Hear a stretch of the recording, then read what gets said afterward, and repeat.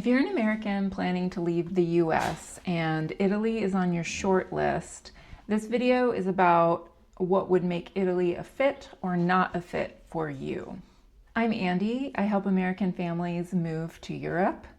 If you are serious about leaving and you are trying to understand country fit, then this is the right channel for you and you should subscribe. I help you choose the right country so that you can stop researching and start moving. So if you need encouragement to start actually making the moves you want to be moving, please subscribe, because that is what this channel is about, helping you go.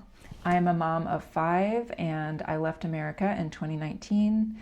I've lived in Europe for the last 5 years. So we're gonna start with why Italy is so compelling and why it draws people. I was just sitting outside looking at the ocean yesterday with some friends here in my small town in Portugal, and we were just gushing about Italy. I love Italy. It's probably one of my favorite countries I have ever visited, and there's a lot of reasons for that. I think part of what the three of us were discussing yesterday was just like the quality of life in Italy, like the produce, the quality of the food, quality over quantity, the real, just the way that people seem to really enjoy their lives and like savor the beautiful things in life. I think that that is why many Americans are in love with Italy, sort of have this romantic idea of Italy, and rightly so. It is a really charming place to go visit. Now, there are different realities when you are going to live in a place. So this is why I focus so heavily on country fit in my Get Me Out of Here plan. You can find more details on that in the description. But most people don't need more Googleable information. What you need is clarity on what places will feel sustainable based on your income and your medical needs, based on schooling and who's in your family, as well as your personal strengths and your stress tolerance, because that is going to differ dramatically from country to country. So that's what I'm here to talk about today. I am going to cover the wonderful things about Italy, but I'm also going to cover the things that could make it challenging for certain personalities when you are trying to live there longer term. I think I don't have to convince most Americans that Italy is very compelling. I am not somebody who likes to rush. Rushing makes me feel like in crisis, really. Like my nervous system just likes to move slowly and methodically, and the pace of life in America with just always rushing, achieve, like all of that was really hard on my nervous system. Now, Italy is much calmer. It can be busy, but like the pace is much more humane for somebody who doesn't like to rush, who likes to think and savor and give attention to beautiful details. I think people with an artist heart really love Italy. Cities in Italy are extremely walkable. I really love the coffee culture where you walk in and once you go someplace more than once, people begin to recognize you and give you coffee that's not for tourists. We became friends in the suburbs of Florence with a coffee shop owner, and I was like, why is your coffee so good and the coffee that I just had in the center of Florence was so bad? And he said, that's coffee for tourists. And I think, you know, It doesn't actually take that long to be embraced by people, like welcomed into daily life. You go to the same coffee shop and you stand at the bar and you drink your coffee, because like sitting for coffee is not as big of a thing in Italy. And you have your interaction with the person. Like, it's beautiful. I feel like Italians are very warm. They're gonna see you and they're gonna see that you've come back to their shop, and that's gonna be like, you're going to get into a rhythm in Italy. It's going to become familiar. Those things I really love about it. Other benefits for Italy longer term would be the medical system is well established. It's a strong public healthcare system. Whether you're going to be able to get your care in English is varying by region. So there's this dynamic when you move abroad where your language learning is much slower than your needs, the level of language learning that you need to be able to get things done, like doctor's visits and things like that. In Italy, as compared to Portugal, for example, you are going to need the language much more in more places. Not because people don't speak English, but because I think in Italy there's much less desire to speak English. It's not an ability thing as much. Just Portuguese people are really accommodating with language and speak English like almost perfectly. In Italy, that's going to be hit or miss. I just want to talk about the way that I get around some of the language struggles here in Portugal, and it could really be the same in Italy. Hire somebody to just help you. Hire somebody to help you navigate the things that your language isn't there yet for. So anyway, that was a little bit of a tangent off of medical stuff, but most doctors throughout Europe are going to be able to speak English. I think a lot of times when you lead with what you know of the language and then say, I'm sorry, I don't know a lot of vocabulary, or I'm still learning, can we speak in English? Like in a medical setting, you'll be able to do that even in Italy, but that won't be the case in every situation. So having somebody to help you, hiring somebody to help you for really important interactions is really nice until you're more familiar with the language. Italy does have, in certain cities, infrastructure for international people, for immigrants, where you're going to be able to meet other international people and connect with them.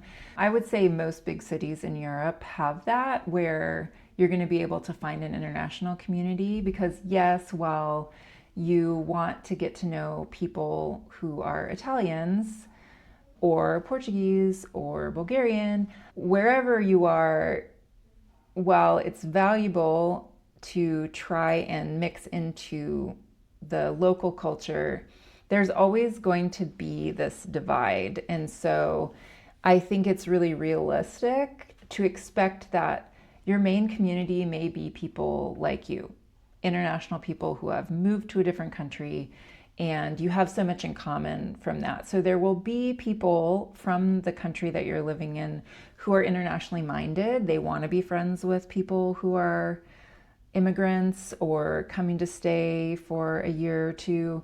Other people won't want to. Like, they don't want to mess with you. They just have their community already. And so it's just a mindset thing, and not everybody is going to be,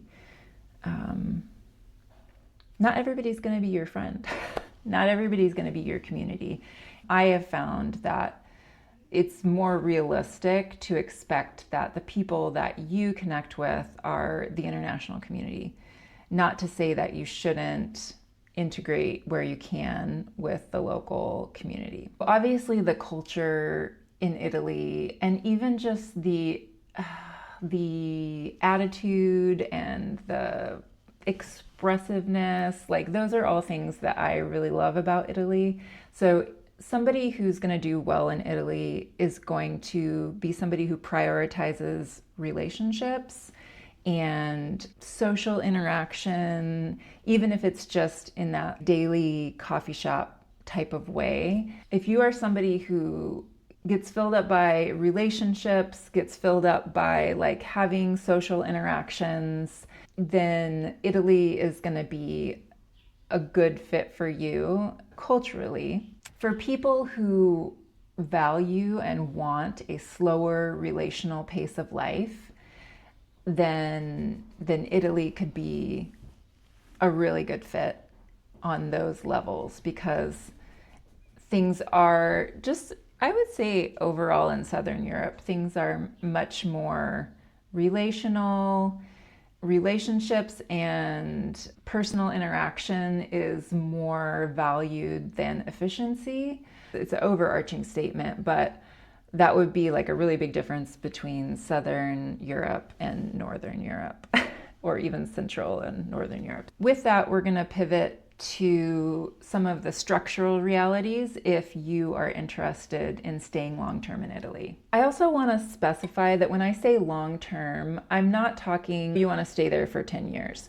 What I'm wanting to highlight is places where you can stay for a year, like that there's paths to stay for these longer stints rather than having to only be there 90 days. So when I'm talking like there are long-term paths, yes, there are like really long-term paths in Italy, but what I'm more wanting to focus on is those sort of midterm, longer stays with the digital nomad or the remote worker visa. So that's been in effect in Italy since 2024. And I'm not going to go deep diving into visas. That's stuff that's very Googleable. But what I want to mention is essentially what that means is you need to prove that you have remote income, and that like you need to prove a history, probably 6 months or more, that you've had regular remote income at the levels that they're requiring. So this is a valid path as of early 2026, the digital nomad visa. And if you are approved through an Italian embassy, then you will be able to stay for a year, and then it is a renewable visa, so you would have to go through the process to renew it and prove your income again. So this visa is focused on people who have a job outside of Italy, make regular income through that job, and can prove that income is regular so that you can get approved for that 1-year visa that is renewable, provided that your circumstances are still the same financially. And I'm sure other things. I think you have to prove health insurance, so you would get like private health insurance and things like that, which is astronomically less expensive here in Europe than it is in America to have your own health insurance. The other path I'm just going to touch on really briefly is the elective residence visa. That one would be for people with passive sources of income. So like that would be retirement income or business dividends that are being paid to you. So it's not active. You're doing work every month and then getting paid for it. It's more like investment income or retirement income, that type of thing. So those are two viable ways to stay in Italy for longer than the 90 days that you're allowed on your US passport. But what I care about the most to talk to you about is the fit, the country fit, because I think where things go poorly for people who move abroad is not really understanding the things that particularly are hard for you and your personality and your nervous system. And so the people who tend to struggle are people who don't have a match, who have a mismatch with the country. And so I really want on this channel to be talking about those sort of deeper realities that come up as you live abroad. And so we're going to discuss what some of those things would be in Italy. So I want to make sure that I'm always reminding you that you don't have to figure out your long-term fit right now. You don't have to figure out your forever path. If you're leaving America right now, things are really chaotic there, and working from chaos is not a great way to make a long-term life plan. So I really encourage you to consider places in this sort of midterm, how long can I stay here? What's a viable path for me to stay here? And like, you don't figure out whether a country is a fit in a vacation or in even a month, though that will give you a better idea. The way that you figure out if a country is a fit is having to do daily life things there. And so that's what we're going to talk about whether Italy may or may not be a fit for you and how you're built based on the daily life things that you're going to run into. So we talked about all of the beautiful, compelling types of reasons why you might really enjoy living in Italy. There are things in Italy that you are going to have to be okay with if you're going to stay there for long term. And sure, it is great if you can start out in a country and that's your long-term country. Often it doesn't work out that way. But if you can handle bureaucracy. Now, people use this word all the time when they're talking about Portugal, when they're talking about various places in Europe. Europe has a lot of rules. I know Europe is not a monolith, but I would say, like, overall, Europe has a lot more rules and regulations than Americans are used to. And so Italy is no exception. And the thing about getting processes done in Italy is that there's not as much clarity as some people would like. So, for instance, in a place like the Netherlands or Germany, like, the systems are very clear. They're spelled out for you. You know exactly what to do if you want to go through this residency process or be given permission to stay or things like this. That is not the case in many other countries. And so for Italy, in this regard, what you're going to experience is you're probably going to have to go more than once to figure out something. So if you need to go to a government office, maybe the first time that you go is not going to get you everything that you need. That happens a lot to me in Portugal, where you go and you think you have what you need and you think you brought the right paperwork, but no, the person who's there that day thinks you need some other paperwork. So, like, this kind of thing definitely happens in Italy because government offices in different towns are over some of the things that you need to do. From town to town, the way that they do their process may be different. It's likely different. And that type of thing can feel very destabilizing for somebody who is not ready to just roll with it or is going to be highly frustrated or triggered in your nervous system if there's lack of clarity. I think that's really what it comes down to, is there's going to be a degree of lack of clarity getting processes done in Italy because from place to place, they handle things differently, even the same process. So, like, while theoretically it's an Italian-wide process, you are going to be dealing, again, it's the relational thing. You're going to be dealing with that person in that office, and they're going to help you, or they're not going to help you, or they're going to want more information, or they can't do it right now. This element is a lot like Portugal. So in my experience, not rushing is a bigger priority for me than having super clear processes. Now, do inconsistent processes drive me a little nuts? Yes. However, My nervous system can handle inconsistent processes because my daily life feels calmer, I feel less rushed. So for you, for Italy, if you are the kind of person who is going to be really, really triggered by not having clarity, if you're going to feel like overwhelmed and stressed out by not having clarity around the processes that you need to get done, and maybe you have to go several times, and in those interactions, you're trying to deal in a language that is not your first language, those can be really stressful, hard things. And you have to know about yourself. How do you do when things aren't clear? How do you do when you aren't really sure the timeline on things? How do you do pivoting when something unexpected comes up? Those are skills, honestly, that are very helpful for anybody who wants to live abroad, because there are so many unpredictable things. But I would say even more in a country like Italy, where things are very relational, where the processes aren't always time bound in the way that you would hope.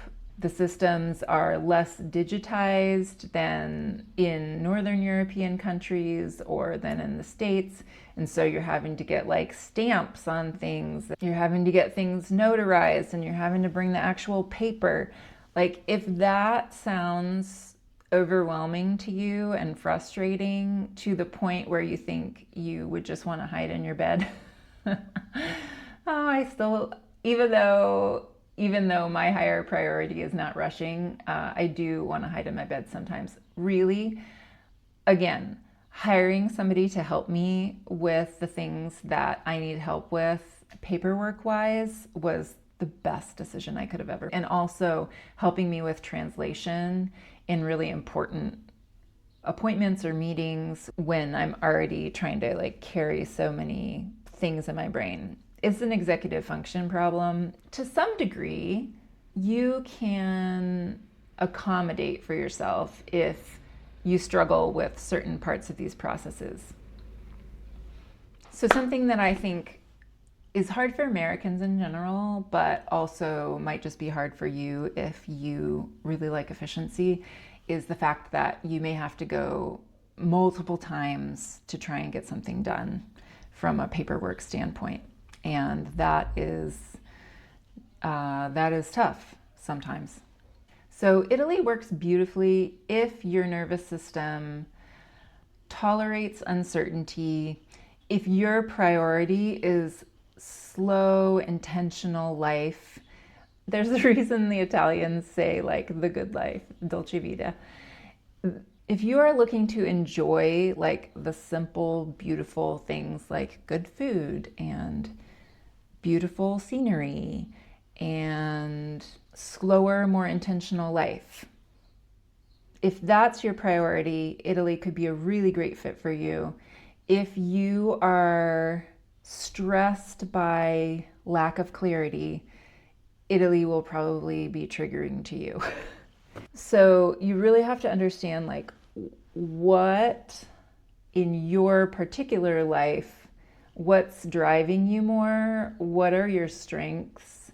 One of my strengths is adaptability. So dealing with the bureaucracy, it's like annoying, but I'm really good at adapting to the situation and just dealing with it. Okay, here's a new plan. Okay, we pivot. But if that's like really low on your strengths finder, that will mean you really need to hire somebody to help you, or you need to choose a different country. I would say overall, Americans underestimate the adjustment period when moving internationally, and there will just be this period of a lack of clarity. Now that's going to be anywhere. It's just like moving to a new city, but hey, it's in a different language and you don't understand the culture and you don't understand the norms. So it's just, stabilizing takes a while. And in a place where, on top of stabilizing taking a while, there is a lack of clarity or a slowness around systems, that can be the thing that sort of sends you over the edge. And that's what I would like to help you prevent by doing this country series and helping you understand who does really well in different countries in Europe. One more note, in Italy, you are going to really have to focus on the language. So if you have a language learning base, if you studied a language in school, like actually studied it, not like a lot of high school classes in America, that's going to make it easier for you with language learning. But you are going to have to put more effort and time into language learning than you'd expect. When relocating to Italy, the language is a really important consideration that you are going to want to think about, because for me, for example, I've really struggled with language learning because I have 5 kids, because I am doing my work in English, and I haven't felt that I had the capacity to prioritize language learning. And that's not my ideal. It's not who I would like to be, but you only have so much capacity. And so it's really important to know about yourself. Do I have the capacity for language learning? Or am I willing to figure out a way? What I've done is hire somebody. Am I willing to figure out a way to, what's the word I'm looking for? Accommodate. Am I willing to pay to accommodate my lack of capacity for language learning right now? In Italy, it's going to be more pressure than in Portugal, simply because so many people speak English very excellently. And so while I don't want to have to rely on that, there's not that element of immersion here where you're going to be sunk without having the local language. And there are parts of Italy where you are going to be sunk if you either don't have the local language or you don't have somebody to help you navigate the fact that you don't have the local language. So immersing yourself, being willing to put significant hours into language learning upon arrival is a pretty important consideration if you are wanting to move to Italy. So Italy is absolutely a wonderful country for the right person, but it's really important to step back from the dreaminess of it and the aesthetics of Italy, and really consider if you can handle the things that are going to be more challenging, namely the language and tolerance for slow and or inconsistent processes when it comes to paperwork. So I would love it if you comment and tell me if you have considered Italy, if you have dreamt of Italy like so many Americans have dreamt of Italy, and what you think really after watching this video. I'm curious if nervous system fit and values and strengths and weaknesses in your own self are something that you've even considered with your move abroad, or if this is like a totally new idea to you. So go ahead and tell me in the comments, and I will see you next time.